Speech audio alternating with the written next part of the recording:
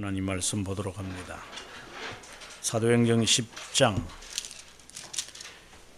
24절에서 35절의 말씀까지 교독합니다.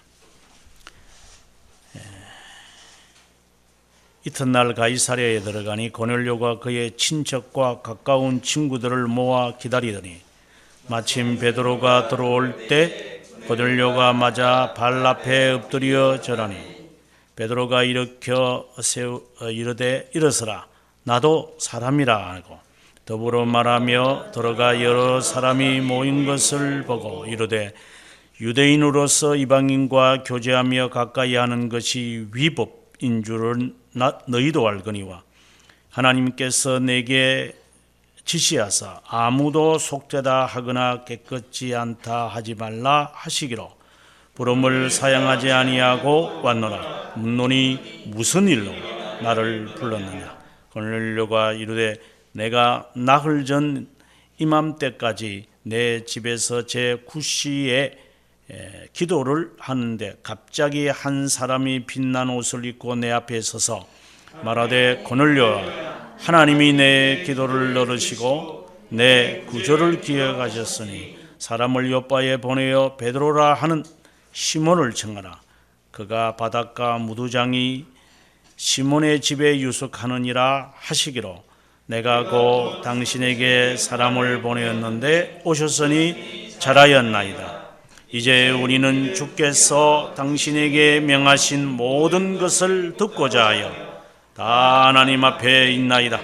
베드로가 입을 열어 말하되 내가 참으로 하나님은 사람의 외모를 보지 아니하시고 각 나라 중 하나님을 경외하며 의를 행하는 사람은 다 받으시는 줄 깨달았도다. 아멘. 오늘 우리 41절의 말씀을 우리 함께 읽도록 하겠습니다.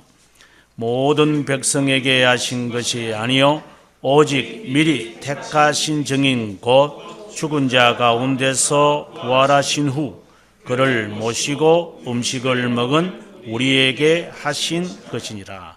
아멘. 오늘은 여러분들에게 회개에 관한 이야기를 한번 하고자 합니다. 오늘 본문을 통해서 회개의 깊은 우리의 신앙의 의미를 좀 깨달으면 좋겠습니다. 우리가 교리를 보게 되어지면은 회개라고 하는 단어와 함께 사용되어지는 두 단어의 앞에 그 형용사가 있는데 하나는 참된 회개라고 하는 말이 있고 또 하나는 생명에 이르는 회개다 이렇게 되어 있습니다. 11장 18절에 보게 되어지면은 이방인에게도 생명 얻는 회개를 주셨구나 이렇게 이야기 여기에 이제 대상이 이제 오늘 본문에 나오는 고넬료 가정입니다. 그래서 생명에 이르는 회개가 있어요. 그리고 참된 회개가 무엇입니까? 하고 하이델베르크에서 질문을 했을 때 우리가 그 참된 회개와 그리고 오늘 11장 18절에 나오는 생명에 이르는 회개 뭐 차이점은 없죠. 다 회개를 의미하니까. 하지만 조금 측면이 조금 달라요. 그래서 그 말씀과 그 다음 또 하나 우리가 생각해야 되는 게 회개라고 말할 때 거짓 회개라는 게 있어요. 참된 회개가 있다면 거짓 회개가 있겠죠. 거짓 회개가 있으니까 참되다라고 하는 말을 하겠죠. 우리가 믿음에 관한 이야기를 할 때도 거짓 믿음이 있고 헛된 믿음이 있기 때문에 참된 믿음이라는 단어를 쓰게 되어지죠. 그것처럼 회개도 거짓된 믿음이 있고 참된 믿음이 있는 거예요. 그것이 자기가 회개하고 있다고 생각을 하고 있는 사람들. 여기서 지금 말하는 생명에 이르는 회개라고 하는 것은 이제 회심을 굳이 이제 우리말로 번역을 하라면 이제 회심이라고 이야기 되겠고, 이것은 이제 중생을 이제 의미하는 것인데, 네. 이방인에게도 중생을 하나님이 시키시네? 라고 하는 이 반응이 사도들과 당시에 예루살렘에 있던 지도자들에게서 나온 반응이에요. 우리가 잘 이해가 안 되는 부분이기도 한데, 성령의 충만함을 받고 성령의 인도함을 받은 사도들도 이방인들에 관해서는 매우 의식화가 아주 잘못되어 있는 부분들을 볼 수가 있는 거예요. 어떻게 이방인들도 회개할 수 있단 말이죠. 회심을 할 수 있다는 거죠. 그게 말이 되냐? 이런 이제 이야기죠. 뭐 다른 말로 한다면 강도가 구원을 받을 수 있단 말이냐? 이제 이런 이야기겠죠. 또 다르게 측면을 본다면은 하늘에 구멍이 난들 무슨 일인 일이 생기겠느냐? 라고 이야기하는 것과 다를 바가 없는 거겠죠. 저는 이런 깨달음이 우리들에게 늘상 있어야 한다고 저는 봅니다. 하나님의 은혜가 단회적인 것이지 우리가 은혜를 받는 것이 단회적인 줄 알아요. 전에도 이런 말을 반복해서 하지만 우리는 지속해서 해야 돼요. 지속적으로 연습과 훈련을 해야 돼요. 그래서 육체의 연습이라는 말을 사도 바울이 하는 거예요. 너 몸을 네가 단련하는 것처럼 경건의 훈련도 그와 같을 것이다. 경건의 훈련을 하지 않는 사람이 무슨 참된 회개를 했다는 걸까요? 그건 거짓말입니다.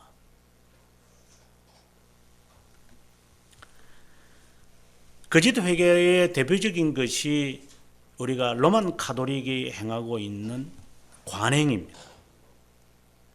칼빈 선생이 이제 회개를 설명을 하면서 3권 4장 5장에서 이제 거짓된 회개, 4장 5장에서 로만 가톨릭이 잘 사용하고 있는 이 거짓 회개가 있다라는 거예요. 그 거짓 회개의 첫 번째가 소리를 내서 애통하고 통곡하면 된다라는 거예요.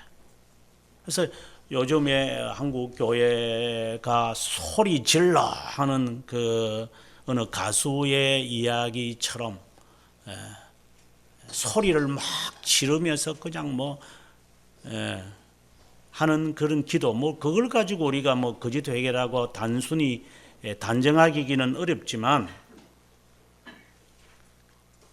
근데 우습지 않아요? 하나님이 규명거리입니까? 왜 소리 질러요?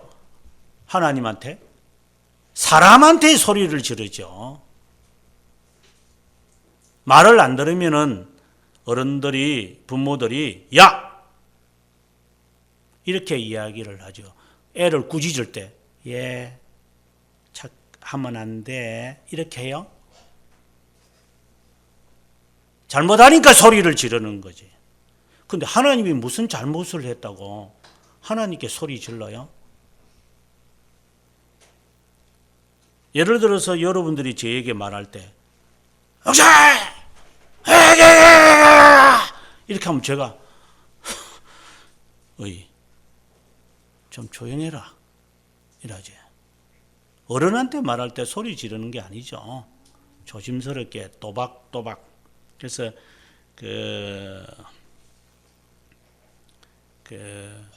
자기의 의사를 소통하게 될 때는 또박또박 말을 이렇게 우리가 아나운서들을 보면은 또박또박 말을 하죠.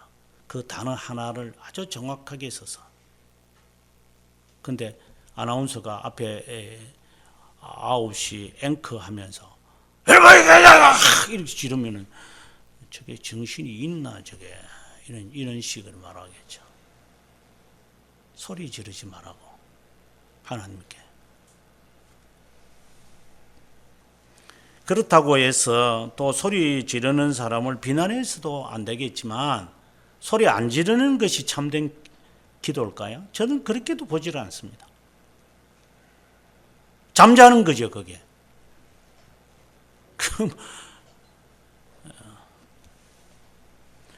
그래서 이 극단주의가 상당히 조심스러운 것인데, 아무튼 로만 가톨릭은 소리를 질러야 한다.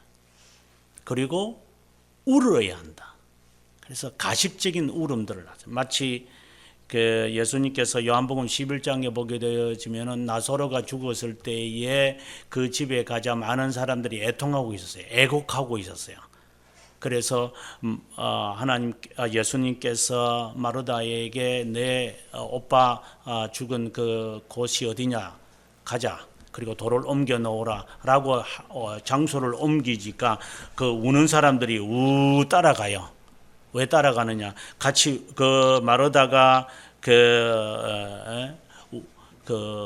우는 것을 돕기 위해서 따라가면서 옛날 요즘은 그런 거 없지만 제가 어릴 때 이 사람이 죽고 나면 어르신들이 이렇게 어깨에 메고 앞에서 가고 상이 가고 그다음에 이어서 그 유가족들이 따라가고 그다음에 쭉 따라가는 모습 많이 봤어요. 하고 또 무슨 개울가가 있으면은 또 멈춰가지고 이렇게 하고 그래서 상주가 빨리 재찾기에 나와가지고 돈 그냥 확 치수시면 하면서 건너가고 하는 별짓들을 다 했어요, 한국에. 왜? 이 귀신이 못 넘어간다는 거예요. 그러니까 돈을 줘야 힘을 얻어서 넘어간다고 그래가지고 이렇게 하는 그런 행렬들이 과거에 있었어요. 그게 회개인가요? 죽은 사람이 그 소리 듣나요? 돈 받아 먹으려고 그러죠. 그래서 무리꾼들이 있죠. 우는 무리꾼들. 돈을 받아가지고. 그는 고대도 그랬고 지금도 그렇고 앞으로도 그럴 겁니다. 그래서 요즘에 부목사들이나 목사 부흥회하는 목사들이 마이크 붙잡고 와와와와와와와와 개구리 소리 막 내면 사람들이 막 그 소리도 은혜 받은 줄 알고 없다. 자기도 고고고고 개구리 소리 내고 이런 온갖 이상한 짓들을 하는 것들이 로만 가톨릭의 모습을 원숭이처럼 흉내내는 것이 아니면 무엇일까요? 울어라. 소리를 질러라. 그 다음에 두 번째 칼빈 선생이 지적하는 것이 죄를 항목별로 또박또박 종이에 써서 이거 하지 않겠습니다. 이거 하지 않겠습니다. 나는 이렇게 살겠습니다. 기도 제목 정해놓고 내 남편감은 이렇게 돼야 됩니다. 랭킹 1위부터 시작을 해서 조목조목 틱을 해가면서 내 아내는 이래야 됩니다. 하나님 앞에 기도해서 하나님이 이런 항목 틱했습니다. 이것이 하나의 저의 기도의 제목입니다. 하나님 들어주셔서 감사합니다. 이런 식의 기도와 이런 식의 회개. 그러니까 또 거짓거리하고 그것이 로만 가톨릭이 우리에게 지금도 가르쳐주고 있는 기도 방법. 그래서 기도 제목을 프로젝트에 쏘아가지고 이 기도합시다. 오늘은 어느 집사님의 아들을 위하여 기도하겠습니다. 그것이 마치 경건한 척 보이는 것. 거짓 회개.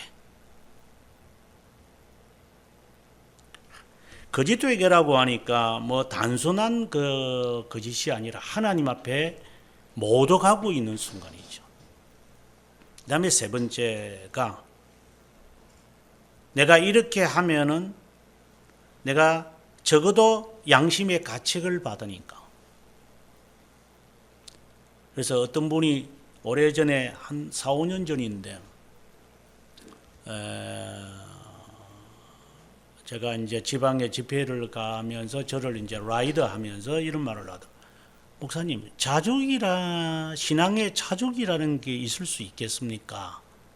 아주 진지하게 말씀을 잘 안 하시는 분이 그런 말을 해요. 그래서 집사님, 자족이라는 의미가 무엇입니까? 빌립보서 4장에 나오듯이 나는 자족하는 비결을 배웠다라고 말할 때의 자족을 말하는 것입니까?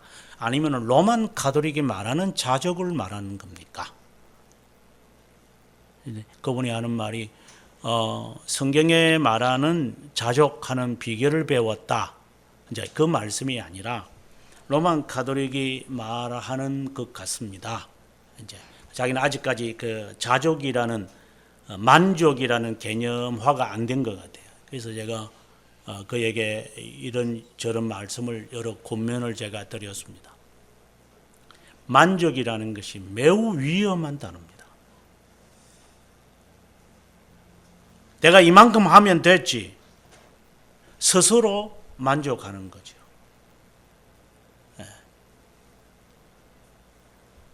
우리 인간관계에 있어서 만족을 해버리면 이제 그때부터는 방종이 나오기 시작할 겁니다.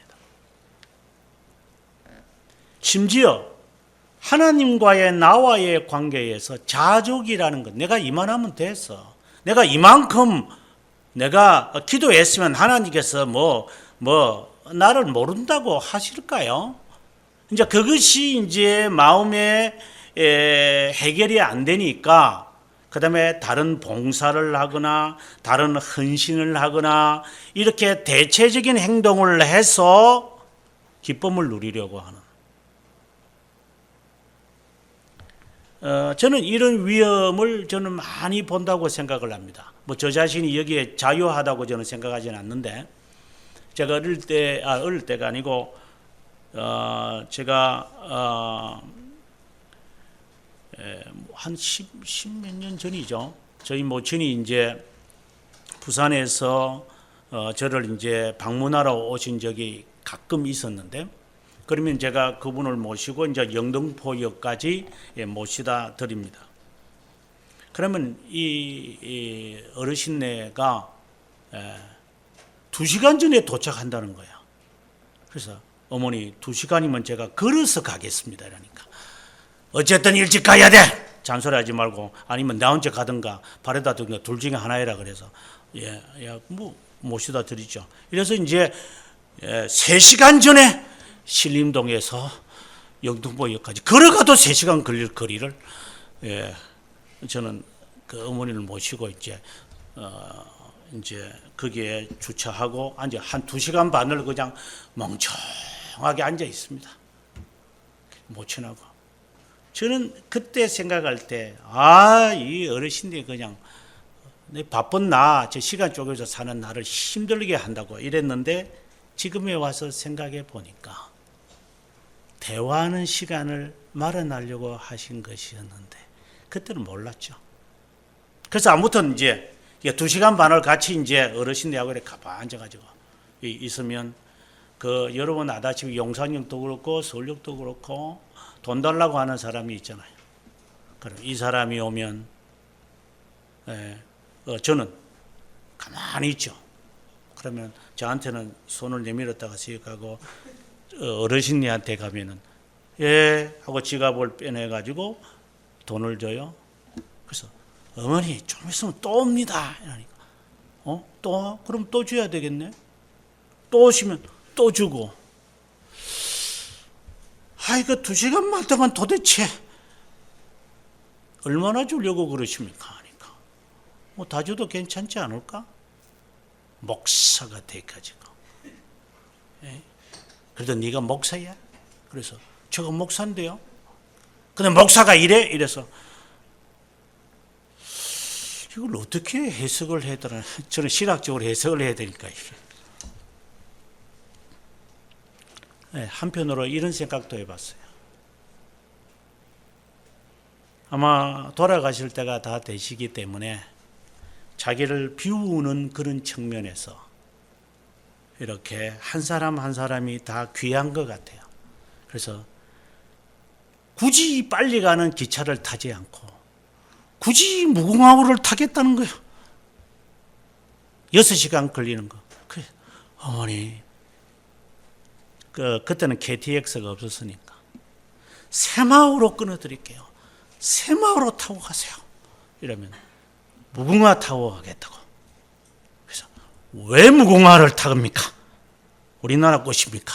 그러니까 그게 아니라 무궁화를 타면 이 사람 왔다가 내리고 저 사람 왔다가 내리면 왔다 갔다 하는 사람한테 전도할 수 있으니까 좋다.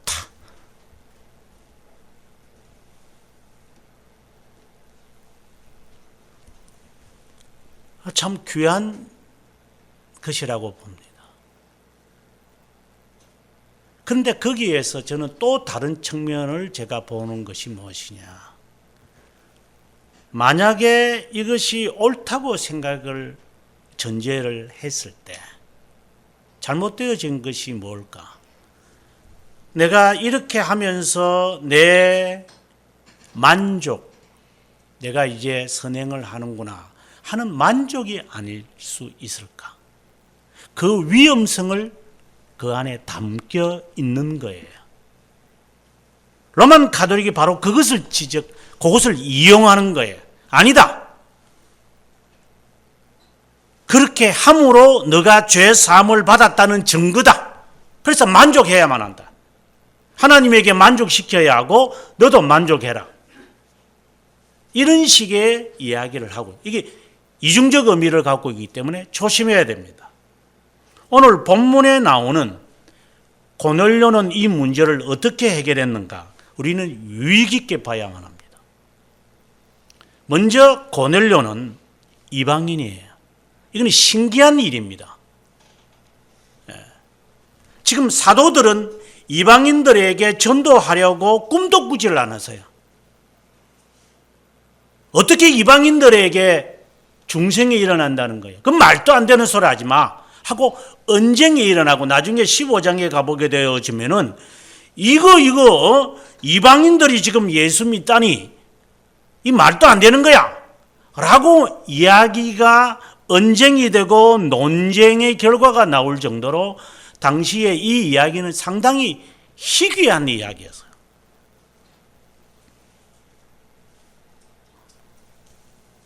그런데 이 사람이 예수를 믿는 사람이었어요. 오늘 본문에 우리가 10장 1절에 보게 되어지면 가이사랴에 주둔하고 있는 이탈리아 군대 백부장이다. 이래서요. 가이사랴라고 하는 것은 지금 베드로가 있는 그 요파 좀 거리가 있는데 지금 같으면 한 50km 정도 떨어진 아주 북쪽에 있고 이제 요파는 가이사랴는 이제 남쪽에 있어요. 가이사랴에는 이탈리아 본부가 우리나라에도 보면은 뭐 육본이 뭐 서울 저기 용산에 있었고 우리나라도 지금 곳곳에 이 군대들을 지금 배치하고 있잖아요. 지금 북한하고 대치하고 있기 때문에 그것처럼 이 예루살렘에 문제가 생기면 제일 먼저 딱 들어가야 할 그 사람들이 아웃사이드에 가이사랴에 주둔하고 있었어요. 대개 한 6천 명 정도가 이 엄청난 수지요. 지금 같으면 사단이죠. 사단. 이탈리아 사람들의 그 군단들이 있었는데 그 군단이 이제 6천 명이에요. 그 중에 마치 이 사람은 아마 대대장이었던 것이겠죠. 한 100명에서 한 300명 정도를 이제 지휘하는 사람이었던 것 같아요. 그런데 이 사람이 예수를 믿어요. 이게 정말 신기한 일입니다. 성경에는 가끔씩 백부장이 예수님에게 찾아와서 하는 거라든가 이런 이야기가 되는 걸 볼 때 얼마나 이것은 어려운 일인지 모릅니다. 나중에 네로 시대에 가보게 되어지면은 예수님 시대가 티베리우스 시대이니까 네로의 시대에 오게 되면 불과 한 30년 정도밖에 차이 안 나거든요. 그러면 예수님께서 성천하시고 난 다음에 한 30년 정도 뒤에 얼마나 기독교인들에 대해서 핍박이 심한데, 그전에는 유대인들에 대해서 핍박이 상당히 심해서요. 이 사도행전에 보면 유대인들을 이게 추방시키고 막 그러는데, 이 민족의 갈등이 뭐 요즘 또 저희 나라에 뭐 엘리트 의식들이 많잖아요. 뭐 무슨 K 고등학교 나왔다. 그다음에 뭐 S대 나왔다. 이런 애들의 그 또한 이 그룹들이 있잖아요. 이런 그룹들이 교회 안에도 있거든요. 그는 S 그룹과 스카이 그룹과 그다음에 그 밑에 있는 제가 봉사하고 사역을 했던 그 교회 그 부목사로 있었던 그 교회는 제가 볼 때는 깜짝 놀랄 정도예요. 뭐 교수나 의사나 학교 선생이요 수백 명이에요. 수백 명. 그래서 아마 그 지역에서는 가장 엘리트들이 많은 그 교회예요. 그런데 상대적으로 그 시장 바닥에서 앉아서 이게 파는 품팔이와 같은 일을 하는 사람들이 있어요. 그래서 저는 그 이분 엘리트들과 그분 그 사이에 뚜렷한 어떠한 선을 저는 보게 돼요. 이분들은 바쁘기 때문에 그 새벽 재단을 그냥 빨리 지키고 시장 가서 물건 해 와가지고 팔아야 되는 그러한 사람들. 그리고 수요 예배 같은 경우에도 그냥 막 일을 하다가 그만두고 빨리 와서 예배 봐야 되는 이러한 바쁜 살림을 돌아가고 교회의 그 허들의 일들은 이분들이 다 하시는 것 같아요.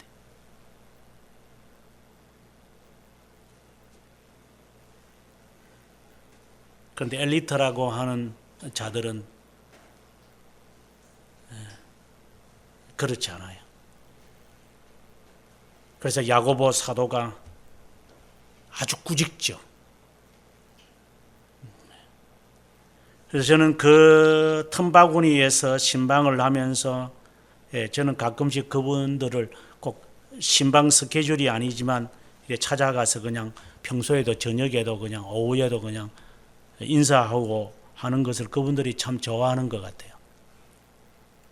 제가 그렇다고 뭐 선한 목자라는 게 아니라 어쨌든 그분들의 삶 속에 목사가 있다라고 하는 것을 심어주고 싶었어요.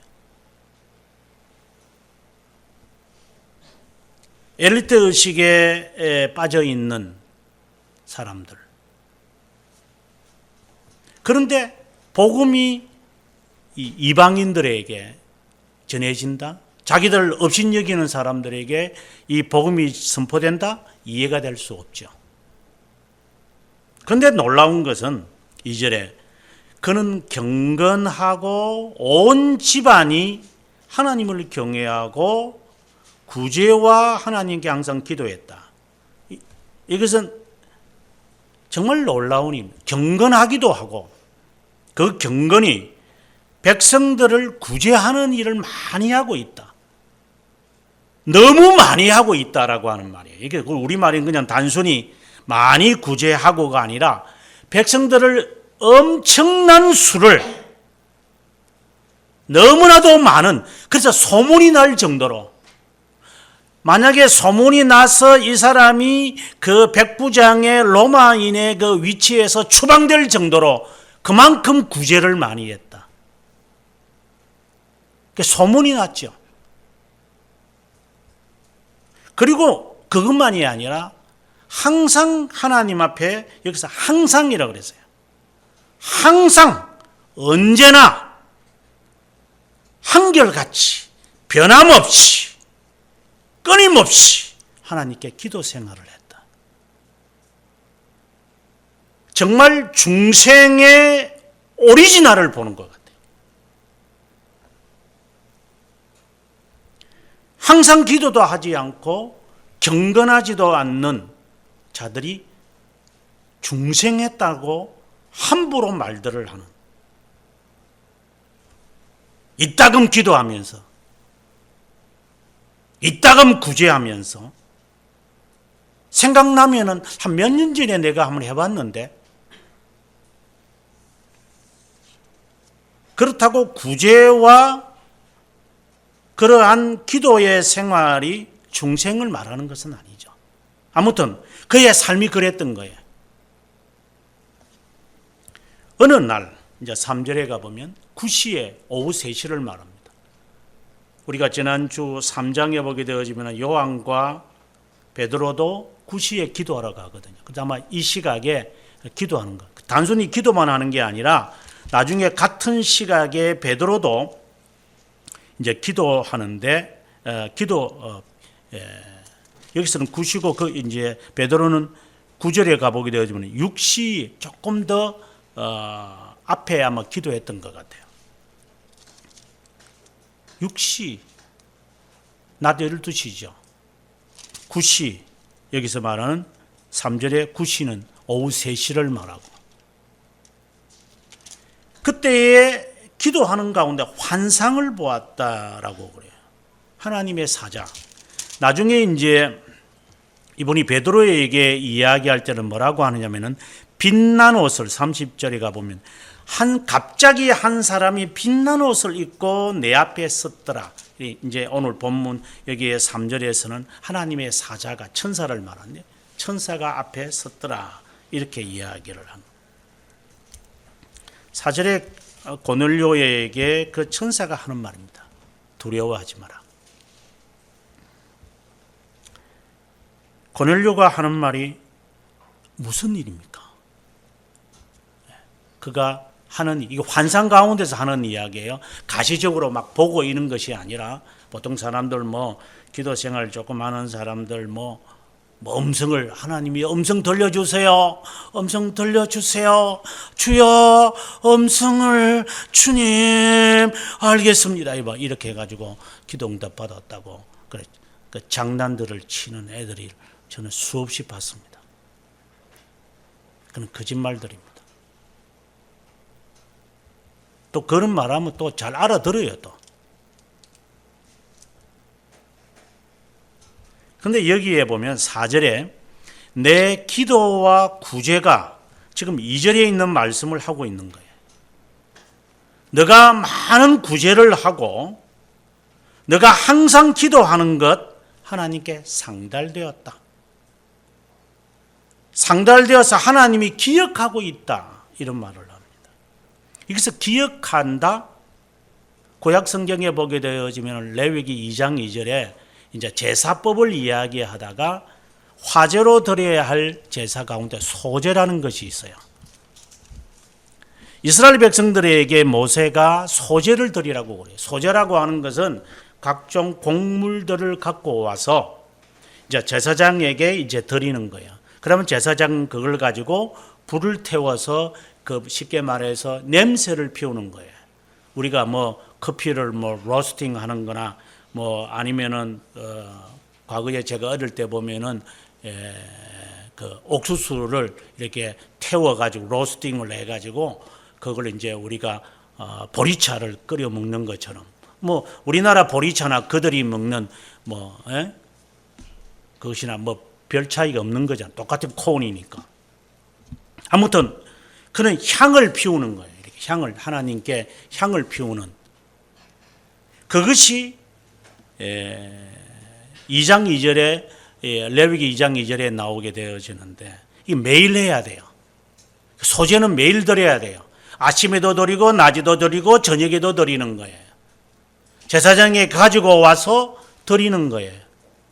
지금 여기서 지금 4절에서 기억되신 바, 기억하신 바 되었다라는 것은 바로 그것을 이 고넬료가 하고 있다라고 하는 거예요.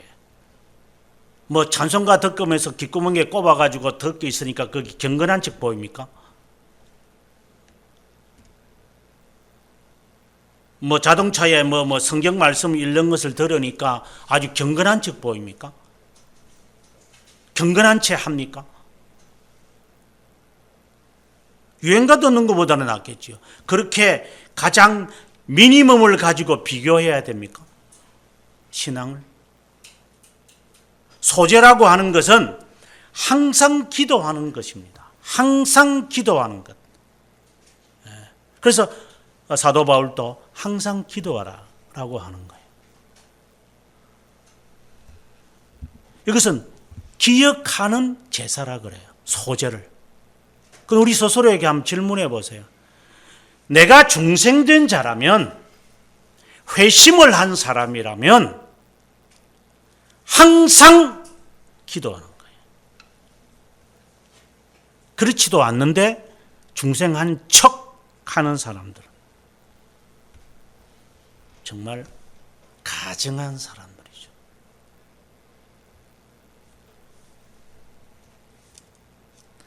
하나님이 기억하는 제사예요. 하나님 앞에 항상 기도해요. 마치 훌륭한 그 며느리가 병든 시모를 모시거나 뭐 시아버지도 좋고 모셨을 때 아침에 와가지고 안녕하세요. 그리고 직장 생활하고 저녁에 와서 안녕하세요. 좋은 것처럼. 그러나 관심 있는 사람은 전화를 걸어서 어머니 오늘 몸은 좀 어떠십니까 지금? 뭐 괜찮은 것 같아요. 귀찮을 정도로 전화를 하지만 그는 기억하고 있다는 거죠. 소제는 그와 같은 거예요. 바로 이 가이사랴에 주둔하고 있는 이방인 로마 군인, 이 군대 장관이었던 이 고넬료가 그렇게 생활했다라고 하는 거예요. 저는 이것이 너무나도 부끄럽습니다.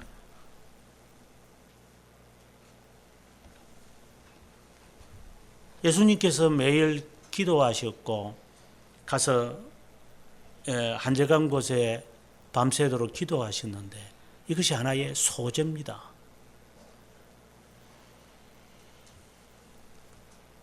하나님이 기억하시는 바 되는 거예요.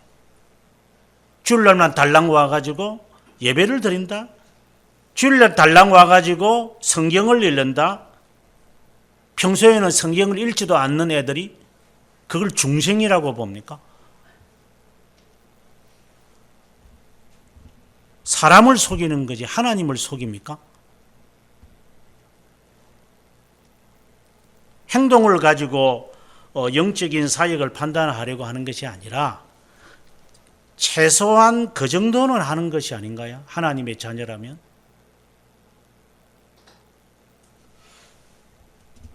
요즘에 와서 여러분들이 잘 따라하지만 성경 읽기가 얼마나 힘든가.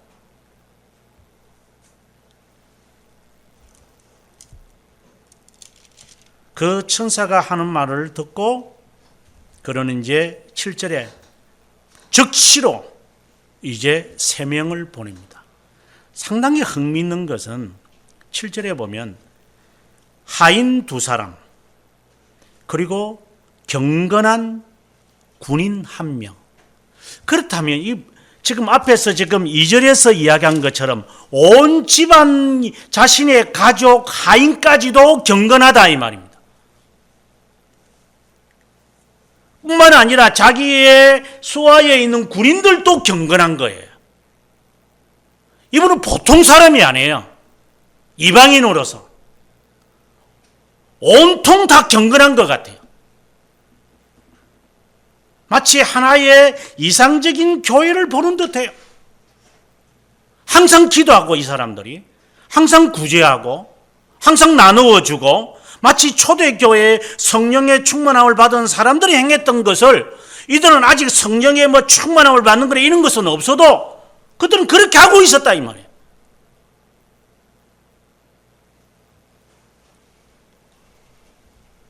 그것이 그냥 일상생활이에요.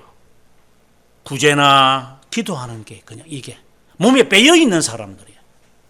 무슨 어느 날 행사해가지고 어버이날에 꽃 달아드리고 부모한테는 안 달아주면서 교회 와가지고 부모님들한테 아유 권사님 하면서 아양을 뜨면서 이렇게 달아주고.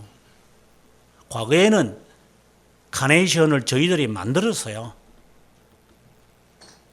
그래서 토요일 날 와가지고 청년들이 손수 종이로 이렇게 접어서 가위로 잘라서 하나하나 그 수백 개라도 이렇게 만들어 가지고 그 다음날 아침이 되면 이제 청년들이 나와서 들어오시는 어르신들에게 달아주고 이렇듯 적이 기억이 나요. 그러면서 항상 제 마음에 가책이 된 게 너는 이 부모한테는 하고 있는 거야? 네가 청년부 임원이니까 네가 하는 거 아니야? 네가? 이런 가책을 저는 참 많이 받았어요.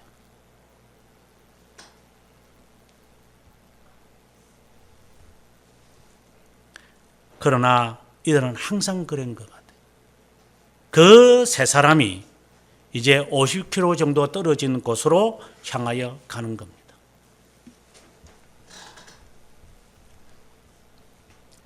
구절에 가보면 그 다음날 오전 낮 12시에 베드로가 이제 지붕에 올라가서 기도하는데 오늘의 말씀이 이제 등장을 합니다. 하늘에서 오늘 본문에 보면은 한 그릇이 내려오는데 보자기 같고 내 귀에 꿰어 땅에 들여왔더라. 마치 우리가 찐빵이 이제 이렇게 펼쳐지듯이 한 그릇에 그리고 보자기가 쌓여져 있는데 그것이 펼쳐져 보여졌다. 그 안에 온갖 더러운 게 불결한 게 다 있더라고요. 불결한 게. 여기 보면 12절에 아마 진해 같은 것, 바퀴벌레 같은 것. 나는 안 해. 그 절대 안 해.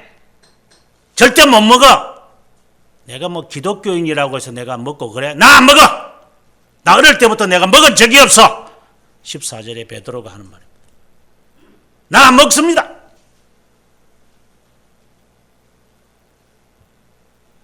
내가 지금까지 내가 더러운 거 먹어본 적이 없습니다. 유대인의 고집을 지금 표현하는 겁니다. 하나님이 명령을 하시도 먹으라고 해도 절대적으로 자신의 이 아집과 자신의 가식의 이 탈을 절대로 벗지 않는 베드로. 그대로 갇혀 있습니다.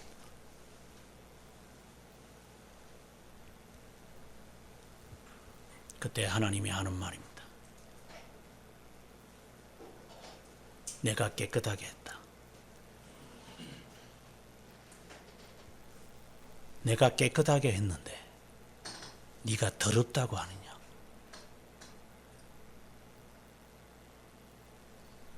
그것이 무엇인지 그는 이해가 안 됐습니다. 왜 하나님이 나보고 더러운 것을 먹으라고 하느냐? 유대인에게는 불결한 것과 청결한 것이 있습니다. 나는 절대 입에도 안 됩니다. 그거. 절대 나는 하지도 않을 겁니다. 우리가 중생이 되고 난 다음에 변화된 모습을 우리가 살겠지만은 그 전에 우리가 중생이 되기 전에 가지고 있던 여러 관습, 관행, 습관들이 있어요. 저도 있고 여러분들이 갖고 있어요. 그거 벗어버리세요.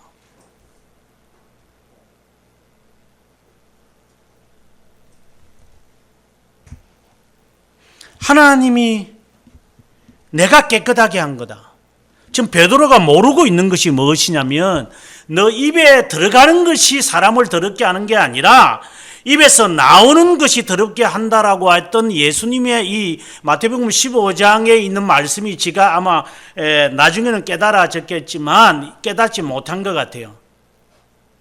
손을 씻지 않고 먹는 것을 바라본 바리새파가 하는 이야기나 지금 베드로가 성령의 충만함을 받았다고 하는 사람, 그리고 2장에서 3장에서 수천 명을 예수 믿게 하는 사람, 이적을 행하는 사람라고 하지만 아직도 버리지 못하고 있는 자기의 가식의 탈이 있죠. 우리에게는. 하나님이 꾸짖는 겁니다. 내가 깨끗하게 했으니 먹어라.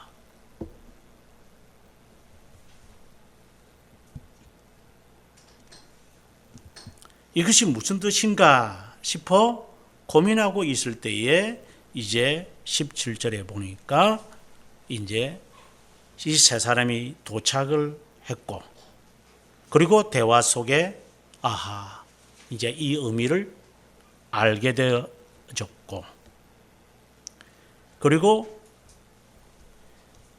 22절에 보면은 우리 백부장 고넬료는 그 사람들이 하는 말이에요. 온 사람들이 2명과 군사 1명, 군인이 1명이 우리 고넬료는 의인이요 하나님을 경외한 사람입니다. 유대 온 족속이 칭찬하고 있습니다. 정말 이 말씀을 앞서도 이제 15절과 16절을 읽으면서도 제가 그렇게 느꼈지만 22절을 읽으면서 정말 이게 중생된 자는 다르다 이게.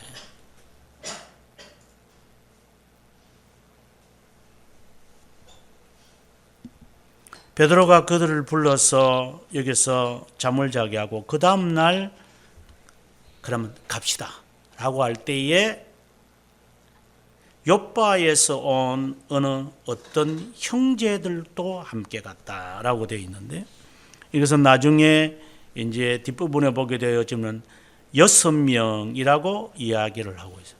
그 6명과 함께 이 군인과 그리고 2명의 종과 함께 이제 그는 가이사랴로 가게 되어집니다. 근데 가고 나니까 놀라움을 봅니다. 친척과 가까운 친구들이 다 모여서 기다리고 있더라. 저는 이 나이가 되면서 뭐 저 자신이 뭐 경건하다, 제가 뭐 예의를 바르다, 저는 그렇게 감히 말할 수는 없다고 봅니다. 그러나 최소한의 예의나 예절은 지킨다고 저는 생각을 합니다. 지금 하나님의 사자를 초청을 하게 되어지는데 온 가족이 친척까지 불러 모아서 그리고 친구들까지 다 모아가지고 아마 여기에 제가 볼 때는 아마 군인들까지 다 동원되지 않았을까 하는 생각을 짐작은 해봅니다. 그분을 맞이하려고 준비하고 있다는 사실. 저는 여러분들과 많은 교제, 여러분들보다는 제가 더 다른 분들과 더 교제를 했지만 많은 사람의 초청을 받기도 하고 대접을 받기도 하고 많은 일을 저는 경험을 해봤어요. 그러면서 저에게 많은 저 사람은 사람이 괜찮겠다 라고 하는 것 가운데 하나가 뭐냐면 보통 사람들이 이제 저를 픽업을 하려고 하는 사람이 있고 아니면 저에게 라이드를 줘서 저를 이렇게 모시다 주는 사람들이 있거든요. 내가 어느 교회를 가면 벌써 몇 시에 도착을 한다면 벌써 이분들이 이제 강사 목사님이 오면은 벌써 이제 기다리고 있어요. 그게 뭐 1시간이든 2시간이든 그냥 가만히 있는 거죠, 뭐. 예. 그런 어떤 사람은 또 지각하는 이런 사람들도 있고요. 뭐 다양해요. 하지만 인간관계 속에서 이 예절이라는 것은 사랑은 무례히 행하지 않는 거예요. 어떤 사람들은 이렇게 할 때 지가 차 안에 있어요. 저거 오면 어이 목사님 타세요. 이거 진짜 시금방진 사람이에요. 지금 손님을 지금 어르신네를 지금 영접하는 이런 자가 차 안에서 빨리 타세요. 그래서 어디 탈까? 앞자리에 뒷자리에. 뒷자리에. 그럼 내가 문 열어가지고 짐을 싣고 내가 앉고. 여러분 이게 과연 옳다고 생각하십니까? 여러분은 저든지 누구든지 어르신네를 대기하고 기다릴 때에 차 안에서 인사하십니까? 잘 가세요. 잘 오셨습니다. 이렇게 합니까? 어디서 배운 버리장머리입니까?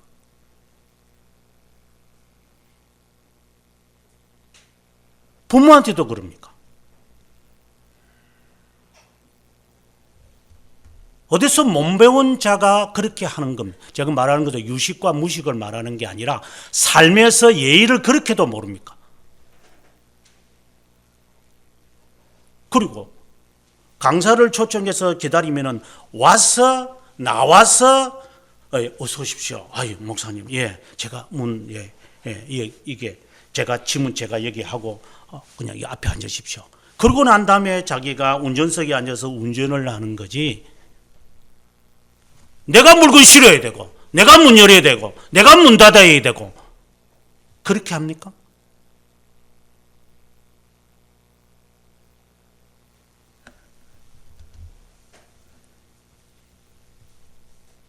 저는 수많은 사람들을 맞이하지만 그건 잘못한 거예요. 신방을 간다. 준비도 안 돼 있어요.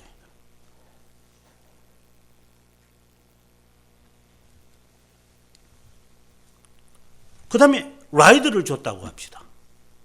내가 역전에 이제 내리면은, 내가 지금 주차도 못하니까, 내가 인사도 못합니다. 안녕히 가세요. 목사님 수고하셨어요. 저는 그런 사람도 꽤 봤습니다. 그렇지 않는 사람이 훨씬 많지만, 그렇게 합니까?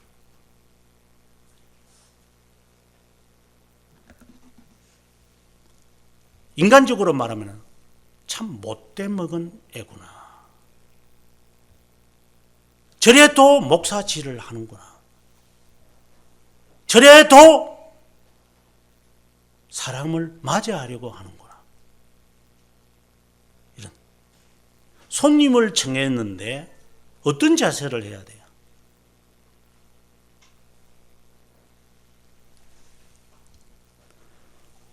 그런 것을 말해줘야 하는 겁니까? 그냥 알아서 하는 겁니까?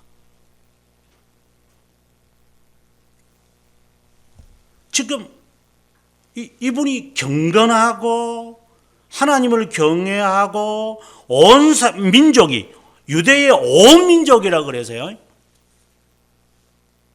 이 사람을 칭찬하는 것이 뭐예요? 그런데 이 사람을 향하여 이제 베드로는 그냥 한 어부예요. 어부예요. 예. 옷차림이 뭐 어떻게 생겼겠어요? 그 사람이 오는데 이분이 어떻게 준비를 했겠어요? 가까운 친척까지 다 부르고 그리고 친구들까지 모아서 대기하고 있는 거예요. 이게 마치 신랑 되신 예수님을 대기하고 있는 슬기로운 다섯 처녀처럼 주일이 되면은 어떻게 내가 가서 예배를 드려야 할지 적어도 그 정도도 모르고 살아. 아침에 일어나도 눈꺼 뜨고 난 다음에 교회 오나. 그렇게 버르장머리를 배웠나? 누가 그렇게 가르쳐 주단?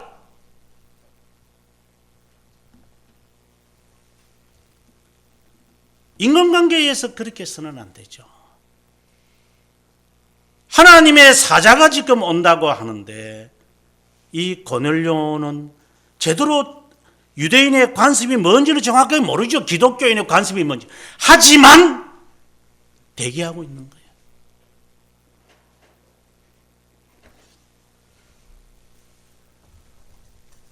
과연 우리는 중생되었을까? 그런 예의도 없는데.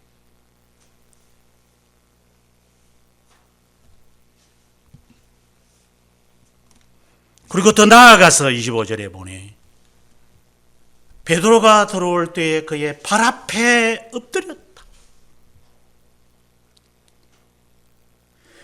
자기는 지배자예요. 백부장이에요. 계급이 있는 사람이고 여기는 종속군의 종속민족의 하나의 일개 어부에 불과한 자예요. 그런데 그가 들어오자 그는 엎드려서 발 앞에 엎드려 있는 거예요. 어떻게 해야 돼요?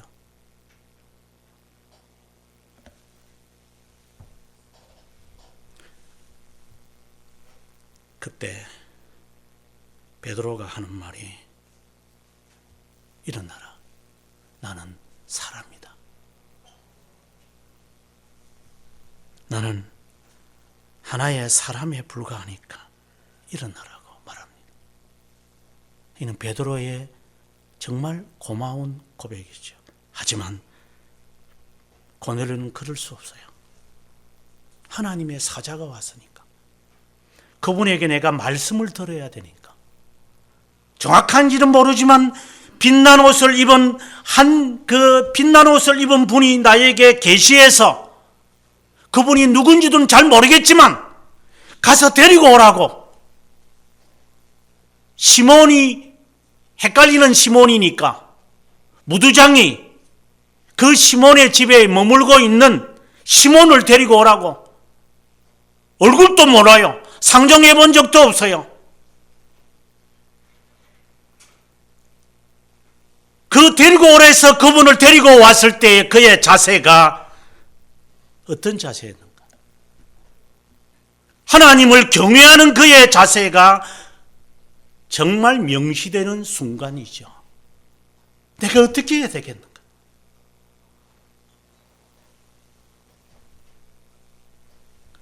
저는 어릴 때 저희 아버님이 제사를 드렸어요. 한 몇 번 정도 한 거 제가 중3 때 돌아갔으니까 저는 제사가 잘 기억이 안 나고 저희 어머님도 아주 반대하셨기 때문에 기억이 안 나지만 아주 어릴 때 제가 아마 초등학교 정도 되었던 것 같아요. 저희 아버님이 제사를 드리기 전에 얼마나 준비하는 것을 봤습니다. 그리고 옷을 깨끗하게 차려입고 그렇게 담배를 좋아하시는 분이 담배도 피우지 않고 오늘 내가 조상님께 오늘 내가 인사하는 날이다. 저는 어릴 때 그게 잘 이해가 안 되죠. 썩은 동태와 같은 명태를 놓고 인사를 하지만 그 경건함이라고 하는 것은 이루 말할 수 없어요. 물론 그 형식이에요. 죽은 조상 앞에서도 우리 어르신들이 그렇게 해요. 물론 이제 제사 만드는데 어려움이 있는지 그런 걸 다 뛰어넘어서 하는 이야기예요. 죽은 자에게도 그렇게 해요. 살아있는 하나님 앞에 어떤 자세를 가져야 하느냐 이 말이야. 말라기 선지자가 하는 말이야. 네 부모에게 갖다 줘봐라. 그가 먹겠느냐?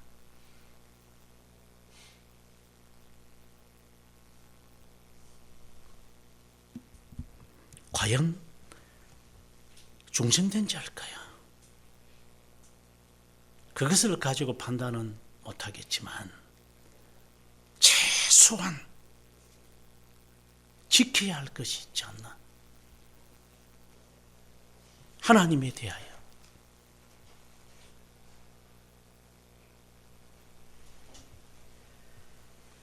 베드로가 하는 말입니다. 유대인으로서 이방인과 교제하는 것이 위법인 줄 알았다.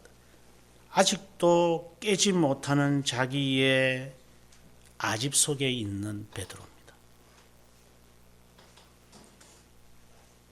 그리고 난 다음에 33절에 가보면 고넬료가 하는 말입니다. 하나님 앞에 있습니다. 24절에 친척과 가까운 친구들을 모았던 고넬료가 고백하는 겁니다. 어부 출신의 천한 신분의 사람이 오지만 그의 고백은 다 하나님 앞에 있습니다. 모든 것을 듣고 싶습니다. 말씀하십시오.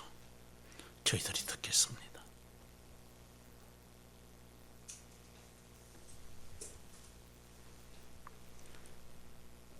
그러자 베드로가 설교를 하기 전에 하는 말입니다.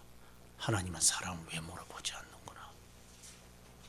이 말씀을 오해하시면 안 됩니다. 껍데기를 사람들이 모른다고 판단하지 말라는 말이 아닙니다. 이것을 악용해가지고 하나님은 사람을 왜 물어보지 않기 때문에 내 행동이 이래도 괜찮아. 내가 그래도 그거하고는 상관없어. 뭐 그게 구원하고 상관이 있나? 이런 말로 이 말씀을 마음대로 해석하지 마십시오. 하나님 앞에 있다고 하는 자에게 하는 이야기입니다. 너가 유대인들보다 차라리 낫다. 내가 수많은 사람을 만나봤지만 너 같은 사람을 만나본 적이 없다. 주님께서 백부장에게 하셨던 말씀과 유사한 이야기입니다.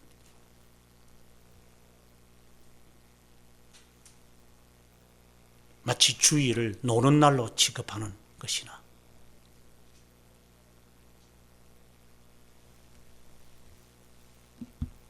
그리고 베드로가 하는 말이 당신은 의인이다.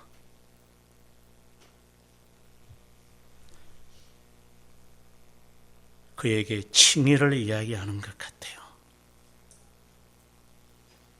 그리고 설교를 하기 시작합니다. 저는 여기서 뭘 느끼느냐 하면 말씀을 사모하는 자들은 중생된 자구나. 그래서 말씀을 사모하는구나. 예의를 갖추는구나. 준비된 자구나.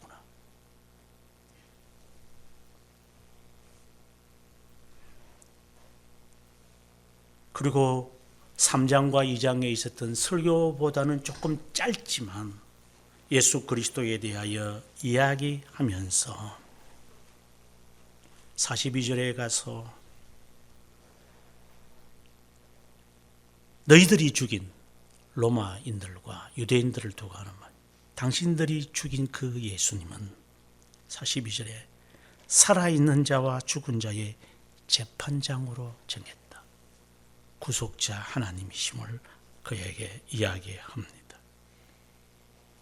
그러고 난 다음에 결론이 짓기를 구약의 성도들도 이분을 바라보았다. 중보자 하나님을. 그 이름으로 죄사함을 받는다. 그는 아마 통곡을 했을 겁니다. 마치 간다게처럼. 이방인이었어요. 그러나 말씀을 해석해 주는 빌립을 바라보면서 이제야 알았습니다. 그분이었습니까? 제가 세례받아도 되지 않겠습니까?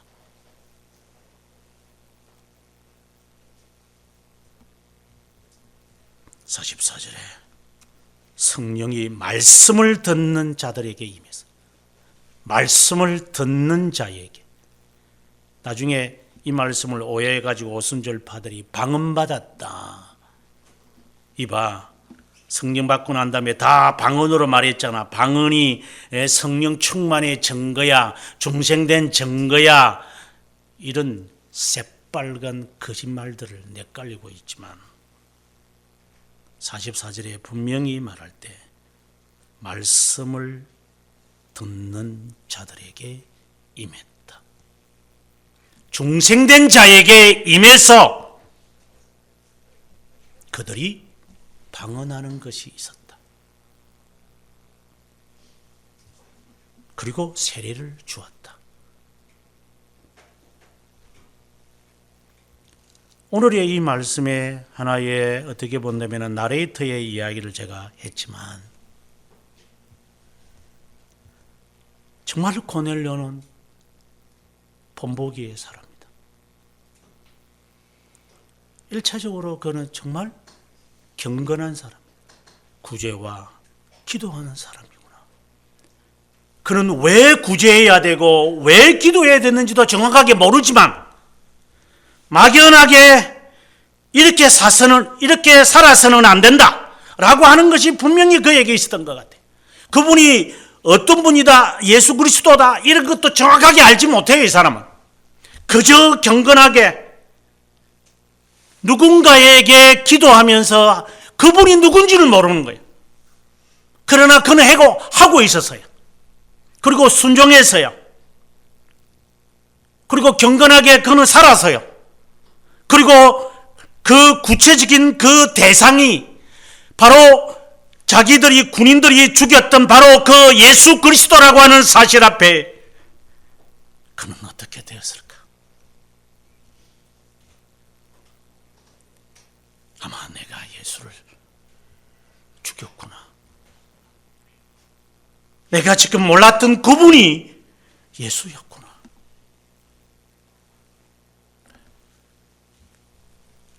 쉽게 말한다면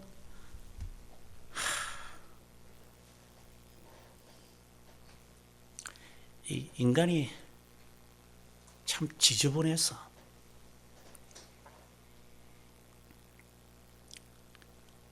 지 자식한테 어떤 영향을 줄지도 모르고 부모들이 함부로 행동을 하는 것이나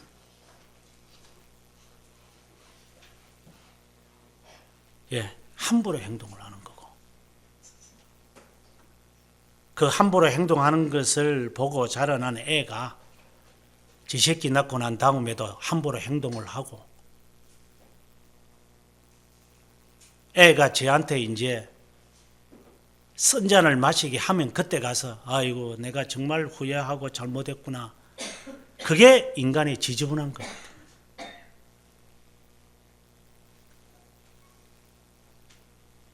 어느 정도 우리가 밑바닥을 가야 우리가 정신을 차릴 수 있을까? 이게 하나의 저는 지저분하다고 봐요.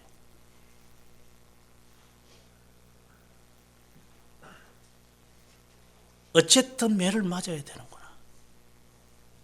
그래서 옛날 아주 나쁜 말이 있어요. 명태는 두들기야 맛있다고.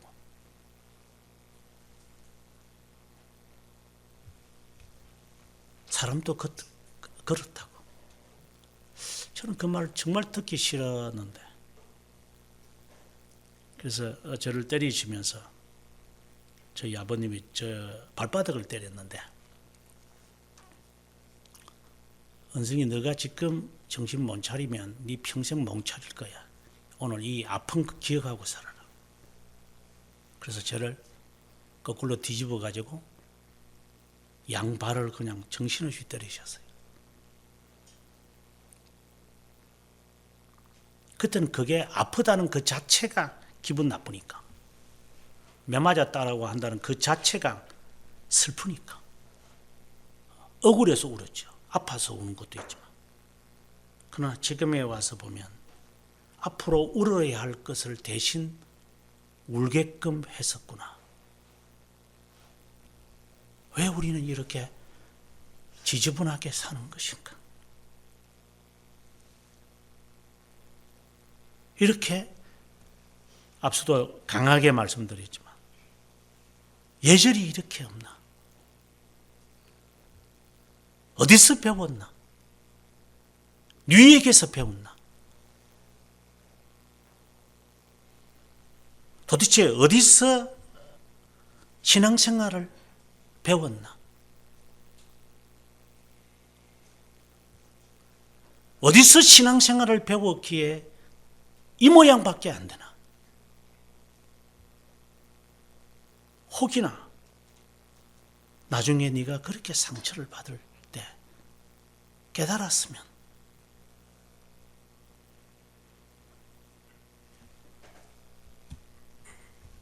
정말 고넬료는 아름다운 사람 같아요.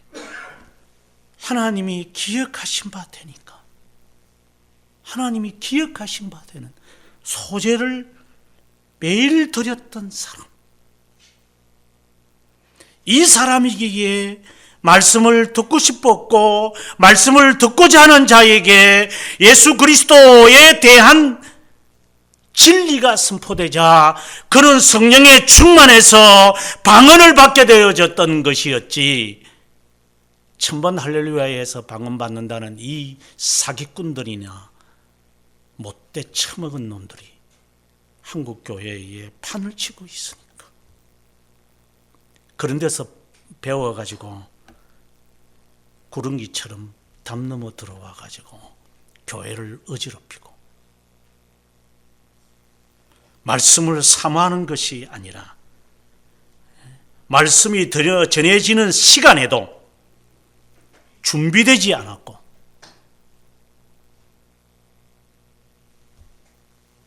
제가 지금 방송을 하고 있는데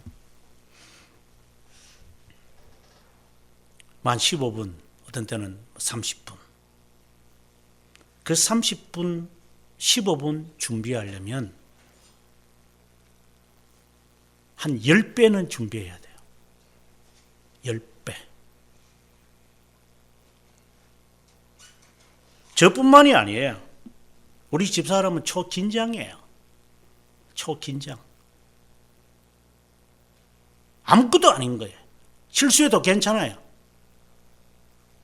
하지만 그것을 위해서 최소한의 방송을 하려면 이 정도는 해야 되겠다 해서 사람이 준비하고 연습하고 미리 셋업을 하고 그 다음을 위해서 저녁을 위해서 또 낮에 또 몇 시간 동안 어떤 때는 3시간 4시간을 그걸 위해서 준비하고 준비 과정이니까 계속해서 해야 돼요. 오늘 저녁에 또 해야 되고 내일 아침에 또 해야 되고 또 저녁에 또 해야 되고 아침에 또 해야 되고 또 해야 돼요. 어떤 사람은 저보고 그래요. 아이 목사님 그건 너무 무리해. 여러분이 저를 참 모르셔도 한참 모르네요. 너한테는 무리지. 내가 너 같으냐?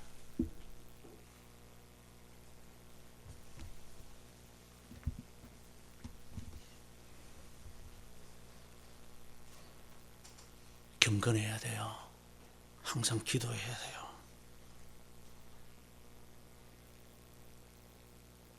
하나님의 사람에 대하여 어떻게 대해야 하는 자세를 갖추세요. 그리고 말씀을 들을 준비를 하세요.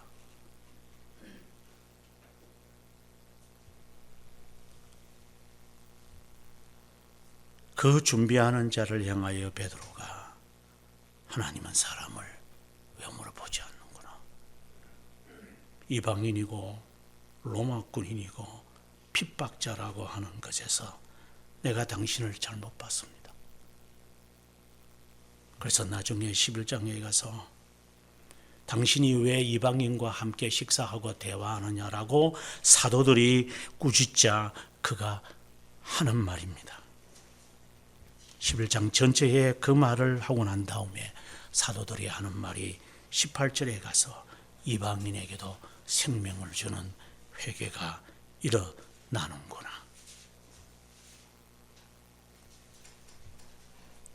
이것은 오늘 제목처럼 우리가 하나님을 향하여 어떤 자세가 되기 위해 내 자신이 갖고 있는 수많은 이 탈들을 벗어지기 바랍니다. 제 수업을 듣는 사람들에게 늘 하는 말, 정말 이런 거 그러지 말고 처음부터 다시 시작해라. 다 무너뜨리고. 영어 공부하는 사람들한테도 하는 말입니다. 다시 시작해라.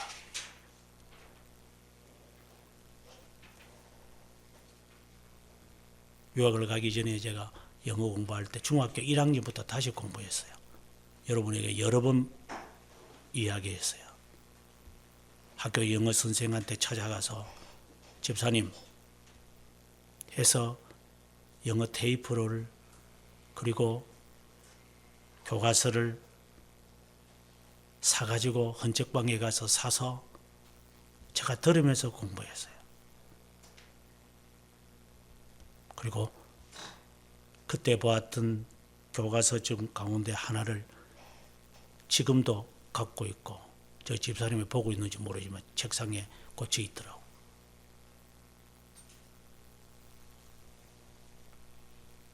다시 시작하세요. 이러한 모습이 나에게 없다면 처음 사랑을 회복하라고 하는 에베소 교회의 주님의 사자가 하는 말씀처럼 자신의 아집 다 내려놓고 오늘의 이 말씀에 고넬료를 하나의 나의 앞에 본보기로 삼고 살아가는 우리가 되기를 바랍니다.